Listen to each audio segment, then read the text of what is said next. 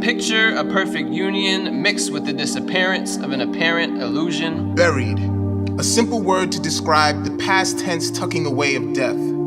The past stench of what I last clenched was the image in my mind of you taking your last breath. I Buried in the back of our minds, a faith without sun wilts to betrayal. This betrayal is engaged, fueled by a raging fire of anger, burning thick clouds of denial, and now you can't see. Buried myself into distractions of every type. Now you can't see. Type sights of lust to fulfill my sight for lust in hopes my body would taste what I see. Now your eyes are burning and you can't see. Your faith is dying and you can't see. Your faith cries out but you can't hear and you can't see. Your faith is buried and now you can't see. But a seed, digitally dressed in the adornments of sin, but unaddressed are the wounds from within, I buried. See, a seed doesn't need light when it is the light. See, this buried seed can breathe and thrive. Barely a gleam of hope, it ceases to be alive. But if this faith created life and created by life,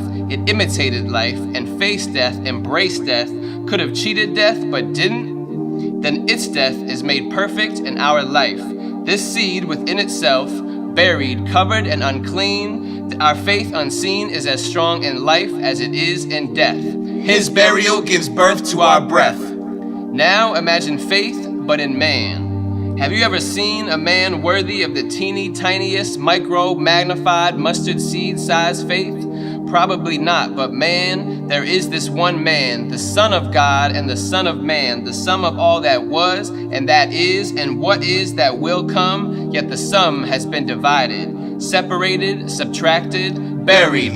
The withering hand of my life in a pocket, presented myself as positive, minus the division of dysfunction and a wounded heart. Carried these burdens as numerators with self-gratification as a common denominator. I buried myself into pools of libations to soothe the vibrations of pain. My lamentations were useless, a proverb was fruitless, a ruthless resulted the shame, and the genesis of my healing seemed to be far in the distance. Far from his grace, I buried my face into my pillowcase to pray that the thorn of my sin make its exodus. I buried.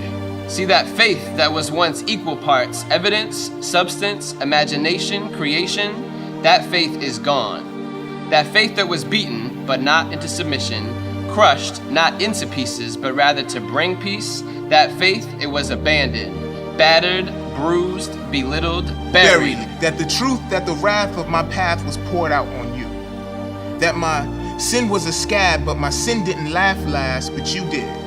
Dying to make right the wrongs that went left. Dying to reset my consciousness. Just the concept of you trading beauty for bondage. To rescue the tattered, battered, bruised, and tarnished. To ascend to a height that no feet could accomplish.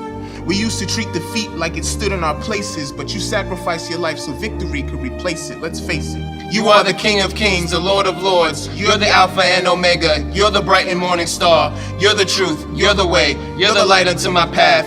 You're the mighty one, Messiah and absorber of the wrath. You're the rock and my redeemer, even prophet, priest, and king. You are the good shepherd and the heir of all things. You're the head of the church, the true vine, the son of the blessed, the only holy living word of God made flesh. You are, I am.